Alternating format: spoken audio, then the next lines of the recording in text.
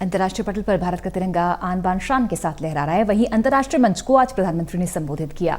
Eastern economic forum के ताजा addition को संबोधित करते हुए पीएम मोदी ने कहा, भारत और रूस की दोस्ती लंबी है, पुरानी है और ये कायम रहेगी।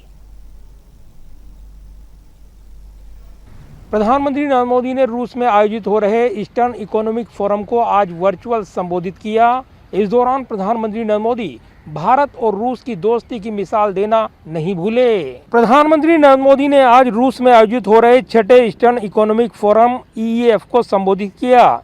इस दौरान पीएम मोदी ने कहा कि मुझे ईस्टर्न इकोनॉमिक फोरम को संबोधित करते हुए खुशी हो रही है और इस सम्मान के लिए राष्ट्रपति पुतिन को धन्यवाद देता हूं।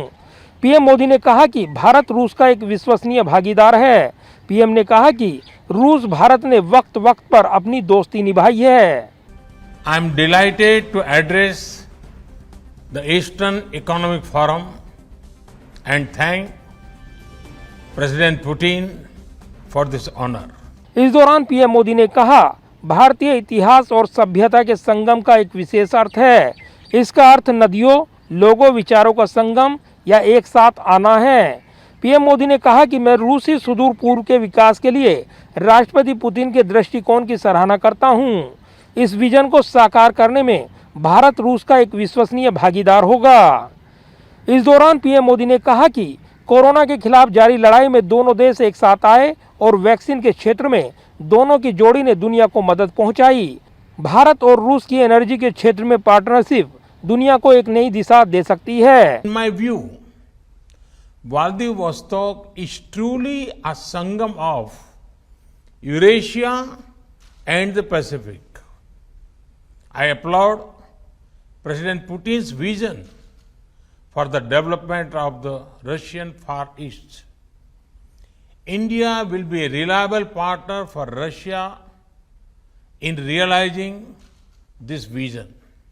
प्रधानमंत्री ने अपने संबोधन में कहा कि भारत के युवा भी रूस के अंदरूनी क्षेत्र में कई तरह से अपना योगदान दे सकते हैं। India and Russia will also be partner in opening up the northern sea route for international trade and commerce. Friend, the friendship between India and Russia has stood the test of time. Most recently, it was seen in our robust cooperation during the COVID-19 pandemic, including in the area of vaccines. रूस के राष्ट्रपति Vladimir Putin हर साल eastern economic forum का आयोजन कराते हैं। Eastern economic forum कल यानी 2 सितंबर को रूस में शुरू हुआ था और ये 4 सितंबर तक चलेगा।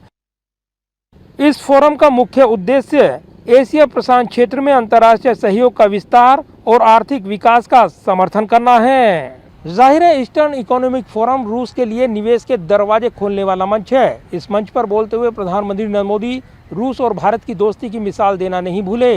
एक ऐसे वक्त जब अफगानिस्तान संकट में रूस की भूमिका महत्वपूर्ण हो गई है, लिहाजा पुराने दिनों को याद करते हुए प्रधानमंत्री नरेंद्र मोदी रूस को रणनीतिक तौर पर बड़ा मैसेज देते नजर आए। कैमरामैन विदर्भ के साथ प्रदीप कुमार, टोटल न्यूज़, दिल्ली।